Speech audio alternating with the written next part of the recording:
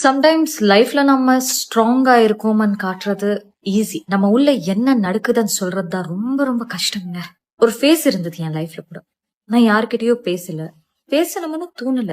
எல்லாருக்கும் என் மேல ஒப்பீனியன்ஸ் இருந்தது. எல்லாரும் என்ன பத்தி பேசிட்டாங்க. ஆனா என் ஆக்சுவலி பெயின் என்ன? What was I going through?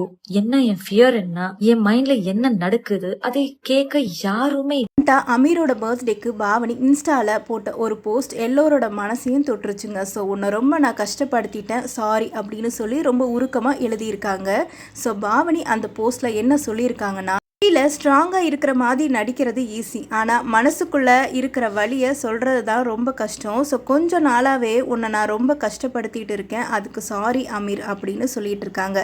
So என்னை ஹேண்டில் பண்ணுறது ரொம்ப கஷ்டம்னு தெரிஞ்சும் என்னை மாற்றிக்க சொல்லி நீ கேட்கவே இல்லை, எனக்காக ரொம்ப பொறுமையாக இருந்திருக்க. ஸோ அடுத்த ஜென்மன்னு ஒன்று இருந்தால் அதுலேயும் நீ தான் எனக்கு வேணும், ஹாப்பி பர்த்டே அப்பா அப்படின்னு சொல்லி ரொம்ப அழகாக சொல்லியிருக்காங்க.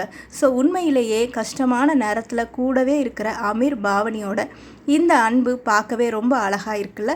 ஸோ இந்த க்யூட் ஜோடிக்கு உங்களோட விஷயம் சொல்லணுன்னா மறக்காமல் கீழே கமெண்ட் பாக்ஸில் சொல்லுங்கள். தேங்க்யூ ஃபார் வாட்சிங்.